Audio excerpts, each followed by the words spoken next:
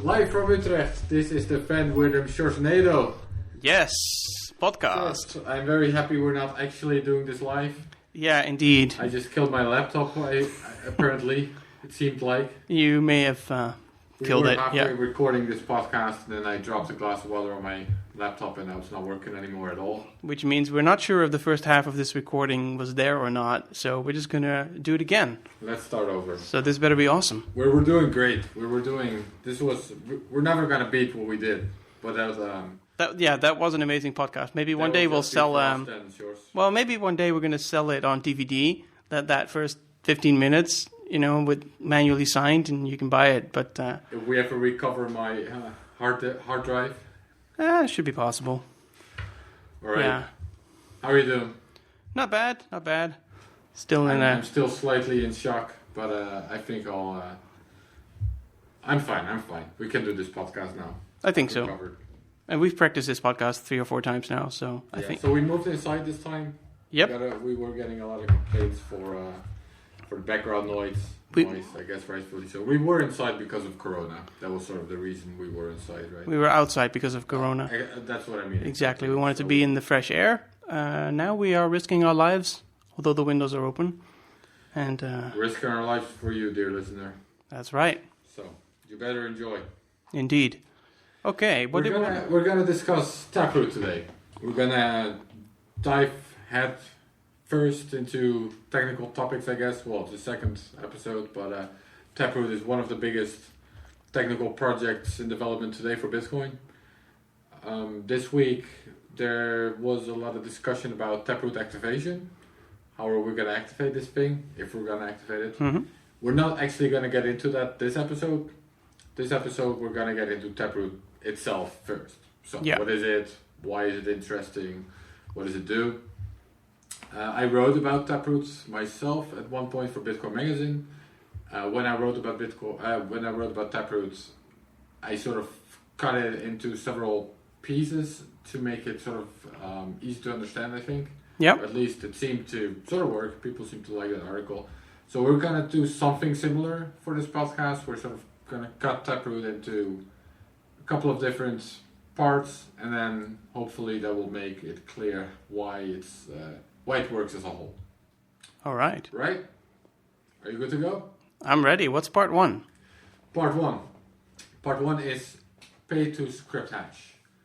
Okay. P2H, which was itself a protocol upgrade, which activated on Bitcoin.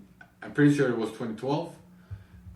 So let's get into what it is. Do you want to take the lead? Yes, I will. Okay, so when you want to receive Bitcoin, you tell the other person how to send that Bitcoin, and you do that by adding some constraints. Right, which sounds like a bad thing. But it's not. It's an awesome thing. Constraints are great. So basically, people tend to think about a wallet, and it's not really a well-chosen word, because it's like a wallet, but everybody can touch whatever's inside your wallet. And so the constraint that people tend to add is only I can spend these coins. Right.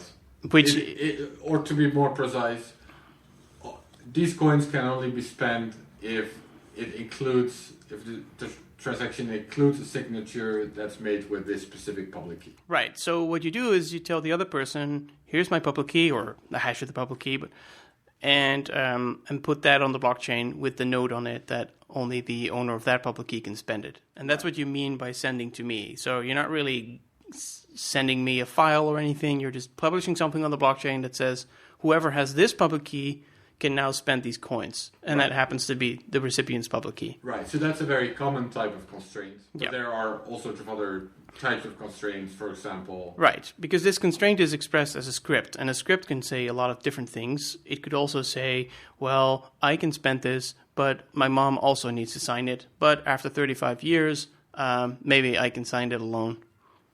Yeah, so it's possible to send Bitcoins to someone, or to put it differently, to receive Bitcoins, and do this under certain constraints, and these can be multiple constraints. Yes. So either me and my mom have to sign it, or I can send it alone after 35 years, Yep. Or my mom can sign it alone, can spend it alone if she has some sort of secret Yep. Which I could put on my will, or I'm just sort of thinking out loud here. But you can have several different constraints, and if you want to spend the money, you only need to fulfill one of these constraints, and you can sort of pick one, and that's the one you publish. Yeah. That's the one that the blockchain and the world will recognize as, all right, that's the one it's using out of several that it could have used. Yeah, but to go back to why script hash, because it's paid to script hash, not paid to script. If I want to receive coins from you, I would have to tell you exactly what script to use. And it's kind of weird because now I'm telling you how I want to spend my coins. And if this was put in an address, it'd be a very long address. Yes, and not only how you want to spend your coins, but all the different ways in which your coins could potentially be spent, even if you don't use them. Yes. But and so the idea is now, instead of sending to the script, you send to the hash of the script. So you're giving me, as because you want money from me, you're giving me the hash of your script, which is always the same length and happens to be the same length of a normal address. So the address will start with a 3 rather than a 1, but otherwise it looks kind of the same. And for you, you just copy paste it, put it in your Bitcoin wallet, send money to it, and it works. Now, when I want to spend that money, now I need to reveal the actual script, but that's my wallet that has to do that, so I don't have to bother anyone else with the complexity of remembering what the script was and correctly sending to it. Yes. Yeah, I was skipping ahead one step just now, but yeah, that's the point we're trying to explain here, is that if you receive money, you only got to share a hash. The person that's sending you doesn't need to care what this hash actually hides. Right. And then only when you spend the coins do you need to reveal the different ways in which you could have spent it, or the single way in which you could have spent it, whatever. And so from a privacy point of view, that's much better than immediately putting the script on the chain, but it is still unfortunate that when you're spending, you have to reveal all these other options, because maybe I'd rather not reveal the world what my backup plan was. Right, that's the step I was sort of skipping ahead to, which is, yes, if you are spending the coins alone after 35 years, then their whole world doesn't need to know that you could have also spent it with your mom. Like, why do they need to know that? There's no reason for them to know that. And much more importantly, if I could have spent it, if I spent it with my mom, the whole world should not have known that they could have, waited 35 years and stolen it. By kidnapping you or something. Whatever. Yeah. Okay, so the point is, anyways, like, regardless of specific examples, the point is, once you spend money, you should only have to reveal the solution you're using, not all of the other options. Okay, now if only there was a way to do that. If only, Sjors. Aaron. Wouldn't that be great? Tell us about this amazing invention. So, for the past couple of years, this has been in the works for a couple of years. You want to get to mast, right? Exactly. Yes, we want to get to mast. So, for a couple of years, there was this idea called mast, which stands for Merkleized Abstract Syntax Tree. That's right, Merkleized Abstract Syntax Tree. Perfect. This is essentially a Merkle tree of hashes, and therefore of the different ways to spend Bitcoin, so of the scripts. So a Merkle tree, are you going to explain it or should I?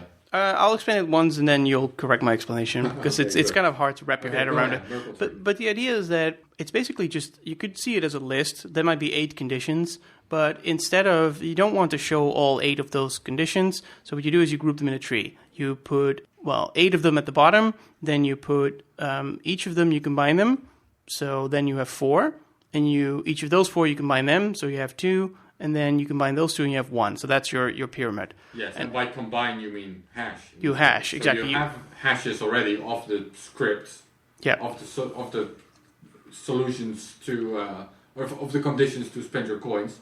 These are hashed, and then you bundle each of the 8 hashes in this example into couples. So now you have 4 couples of hashes, and these are themselves hashed. So now you have 4 hashes. And these are couples, and then they are hashed, so then you have 2 hashes, and these are couples and hashed. Well, they're coupled, it's 2 left, so that's 1 couple. You hash them, and then you have 1 hash left. And this is the hash you share, and that's where the coins are spent to. Right. So in this case, the coins are sort of spent to this hash tree, a Merkle tree. Yeah, and basically what you do is when you want to spend it, you say, this is the part of the tree that I want to spend, which could just be a number, and then you give that script, plus you give the neighbor script, because they come in pairs, and you give a hash of every other point in the tree. So if the tree is 4 high, you need to give 4 hashes and a script, which is a lot less than all 8 of them. and you keep everything else secret. So you still prove that you didn't change the script. Yeah. Now, Merkle trees are very common, of course. They're used in blocks too, for the blocks themselves. They were used for file sharing, BitTorrent, all those sort of things. They all have these little chunks, and you can just ask for one chunk, and you know for sure that the chunk is actually part of the original file and not some made-up thing. Yeah. So if I want to simplify that by quite a bit, then it just means you only reveal the script you care about. You only reveal the scripts that you're using to spend the coins. Yep. The rest remains hashed. And you just add some extra data to prove that it was in that tree somewhere. Yeah, and it scales very nicely. So you could have millions of scripts, potential scripts, but in order to reveal any one of those millions, you don't need to reveal a lot of extra data. So would it literally scale that well, millions? Would that be possible? I don't know what there's probably a limit to it, but a million is 2 to the power of 20. So that's doable. 20 layers of the roughly. Right. So that's still big because you'd have to reveal 20 times 32 bytes, I think. It's doable. So that's 600 bytes. So you probably don't want to have millions of options. But yeah, it's not too bad. Is it doable or not? I don't know. You'd have to ask me that before the podcast, and I can look up the answer. Or we could pause again and break another computer, and we'll be back. Fair enough. Anyways, you can hide a lot of conditions in there, so that's good for privacy, like we mentioned. And so the other thing you're mentioning now is it's good for scale as well, because you don't need to include all of the possible scripts into the blockchain. The blockchain is a scarce resource. Costs a lot of fees to include all of that. Even if you're only including it when spending, you still got to pay all of these fees. Yep. With something like Mast, you can keep the vast majority of it hidden, makes it much cheaper as well as private. Great, and this could have just been another opcode, so another instruction in the script, which has been debated for quite a while, but in comes magic. Sjors, wouldn't it be great? If we could hide that we're even using Mast itself. Exactly, because there is a so-called an ultimate condition, which is that everybody agrees. So if everybody agrees, everybody signs, you don't have to reveal that there was a script. So let's take the example. But how would you do that? Okay, yeah. So let's take the example we just had, where you're receiving coins, and it's you and your mom. But after 35 years, you can spend it on your own. Right. Or she can spend it if she has some sort of secret that you've put in your will. I don't know, that was something I just made up. Yeah. This means that in this smart contract, because that's essentially what we have here, that's what it's called, there is this option where your mom or was it my mom or your mom? Whatever. Yeah. Both are moms. Your mom and yourself are in agreement, and both of you agree, yes, let's spend this money so you don't have to wait 35 years and you don't have to include the secret. In most smart contracts, there's almost always there is or should be this condition where, okay, everyone who's involved with this smart contract just agrees that let's spend the money. That's right. That's almost always the case, or it should be the case. Almost always. Yeah. Right. So are we skipping? So it would be nice if there was a way to express that, right? It would be nice if you could just not show any of these scripts, not show a whole tree, but just show a signature. And the way you could do that is by tweaking a public key. So instead of saying send this to my public key, you roughly would say send this to my public key plus my mom's public key plus this Mast key. That's kind of so the idea is that you can tweak keys, and it's very oversimplified because cryptography is very subtle. But in theory, you can add up keys, and then you can also add up signatures, and it kind of looks to the outside world as if it's just a regular signature, and so you can hide a bunch of stuff in there.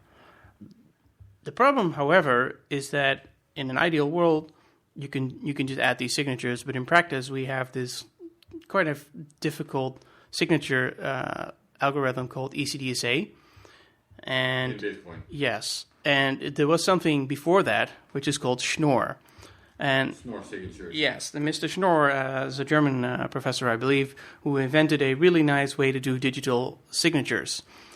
Unfortunately, he patented it, And so nobody wanted to use it. And so a bunch of lawyers basically, together with engineers and cryptographers, tried to figure out if there was a way to maim Schnorr's algorithm so far that it would legally not fall under the patent, but still kind of work.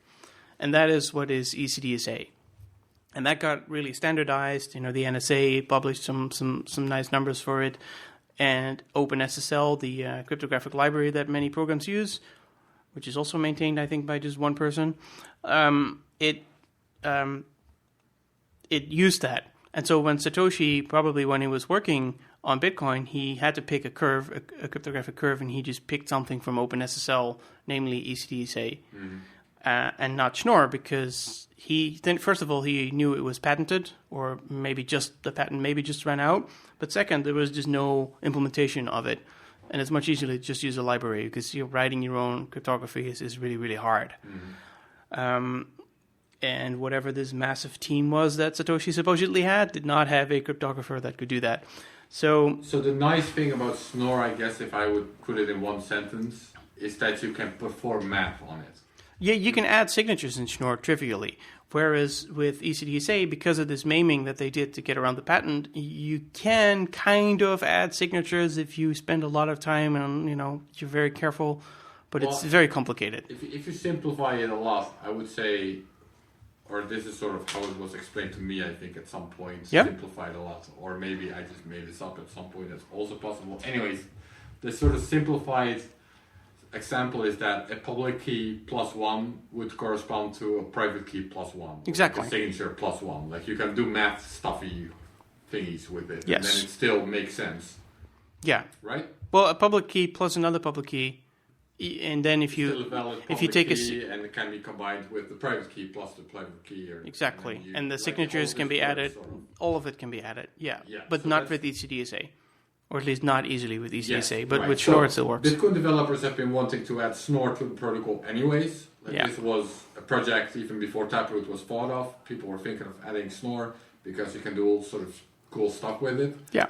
And then at some point, Greg Maxwell, the former Bitcoin core developer, I guess we'll call him. He's still a Bitcoin core developer. He still reviews code. Contributing? Yeah. He mostly reviews code, but yeah. What's that? He mostly reviews code, but he's there. Okay, well, that's definitely a contributor then. I thought he was sort of... No, he's not loud on Twitter because he's not on Twitter, but that doesn't mean he's not there. No, I thought he kind of retired or he was just lurking on IRC or something. Anyways, he's there. But he came up with this idea to use Schnorr in this very clever way in combination with Mast, and that brings us to Taproot.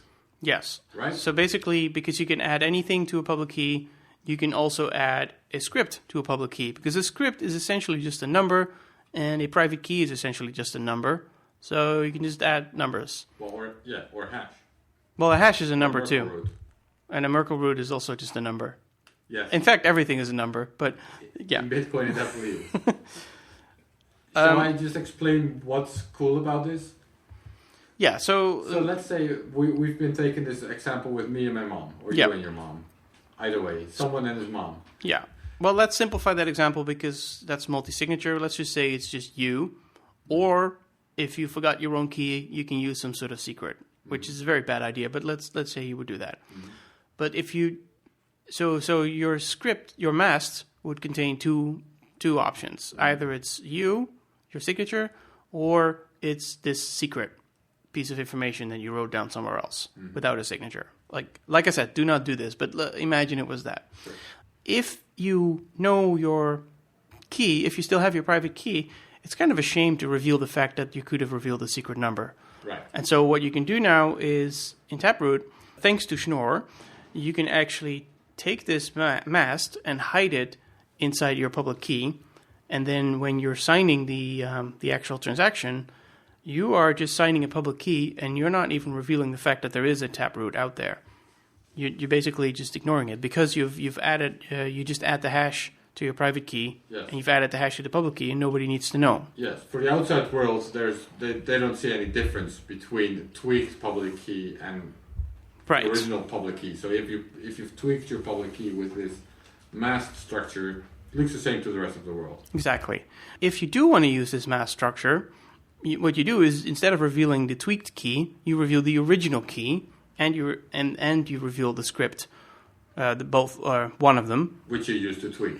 Yes, and therefore, the person verifying it can take that script, calculate the hash, calculate the other hash, add it up to the public key. Now they know that they can see that that's the tweak public key, and they can see that the signature is valid for the whole thing. So it's kind of nice. You can choose to not reveal anything, not even the tree itself, or you can reveal any part of the tree. Yes. So this is much better. It's also more space efficient, but it also means that if you're sending coins to somebody, it doesn't matter if you are sending to a single person with just one key, or some super complicated exchange, right, or some other condition. It all looks the same. Or me and my mom.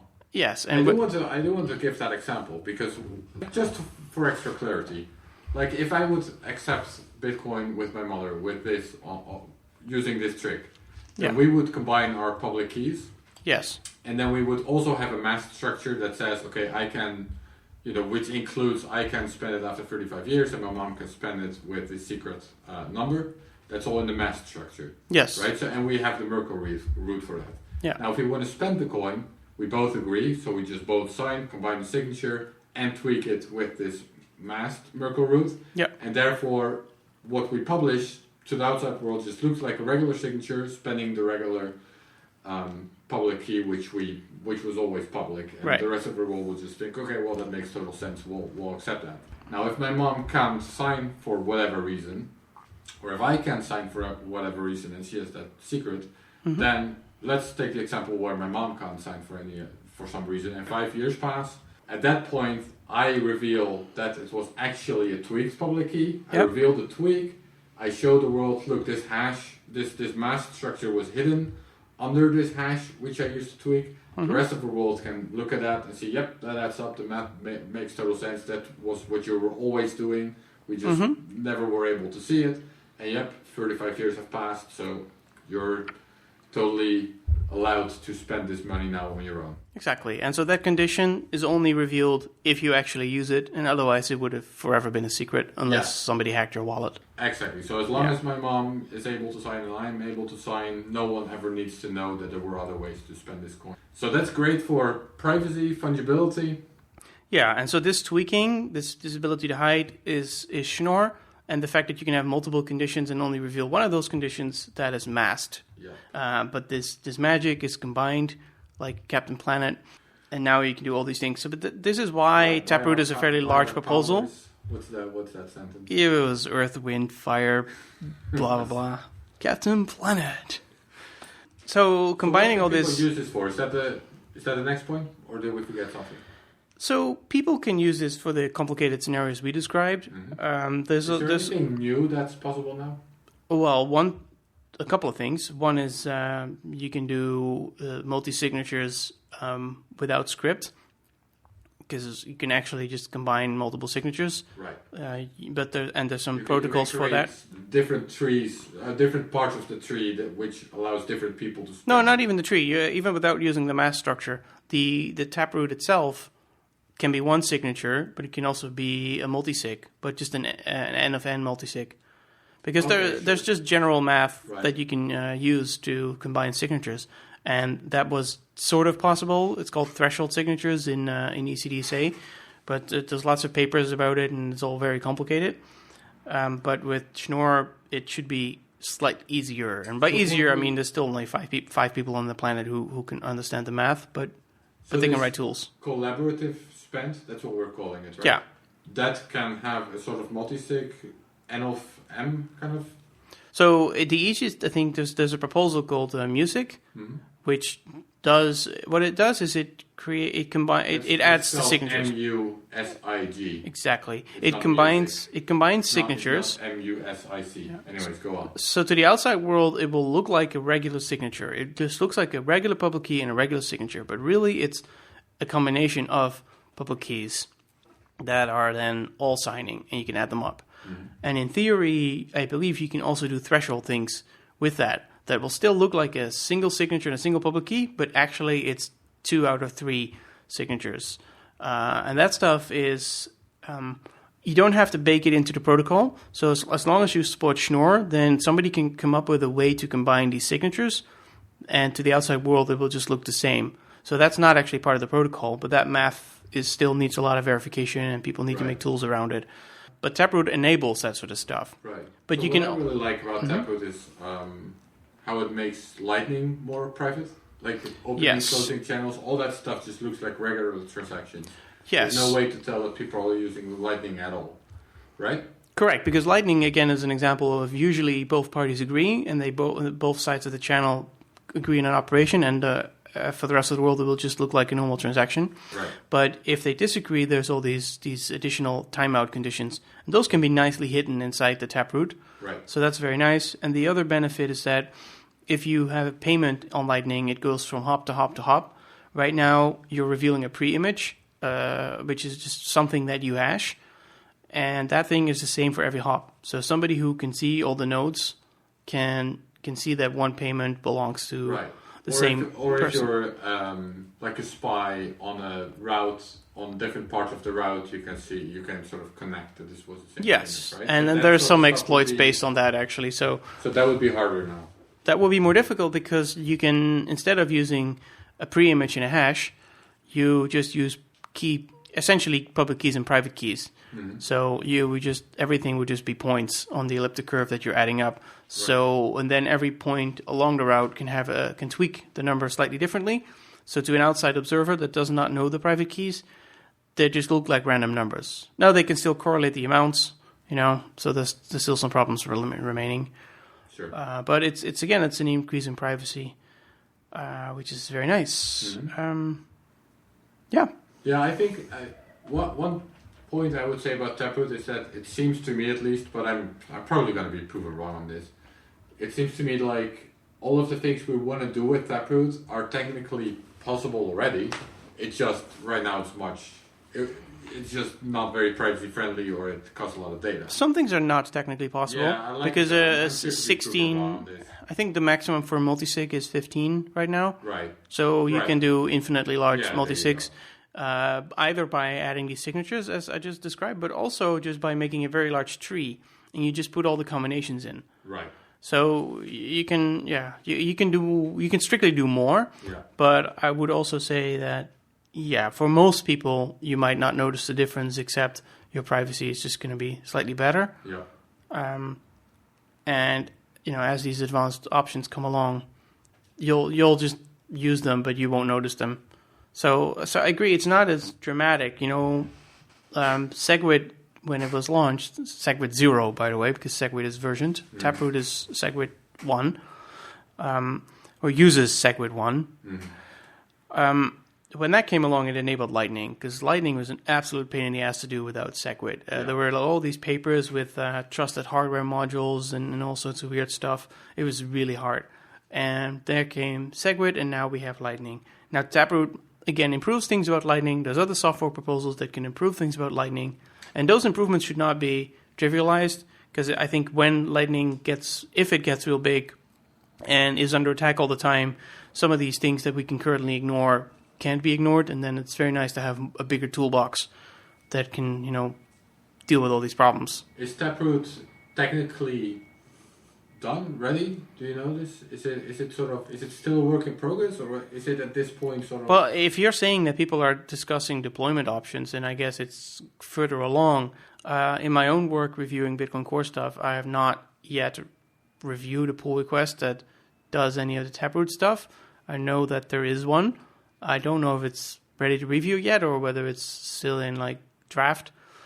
We're basically making a lot of changes to the wallet itself. We've been almost completely rewriting it with a few. Core wallet. Yes, with couple of people to make it much more flexible, and that flexibility is a prerequisite for being able to add something like Taproot. Because what happened with Segwit is it was added to the blockchain, but the core wallet was not able to properly use Segwit for, I think, at least a year after Segwit was released, which is kind of embarrassing. So hopefully this time the wallet will just be completely ready for all the magic, and then we just have to wait for the soft fork to activate. Right. So how far it is, I don't know. I have not followed all the mailing lists in detail. Yeah. I went to a workshop in London by Optech in February, where we did a whole day of going through the protocol and all the little script things and signatures and how that all works, which was super useful. They have a Python workbook online too. I recommend reading it if you want to learn. And they've done review clubs where lots of people looked at it. But after that, I have kind of not paid as much attention to it, partially because there was this little virus thing that distracted everybody, partially because it's a huge thing. So for my own review habits, I find it easy to review smaller things as they come in, and they haven't been coming in yet. I'm not sure how to handle that. And then the next question is how it's going to be activated. Yeah, we'll discuss. Maybe next week. The next episode. Maybe another time. No promises. We'll see. Is this when you do the sign off? I think this is the part where you do the sign off. This was episode 2 of the Wirdum Sjorsnado podcast. Thank you for listening. There you go.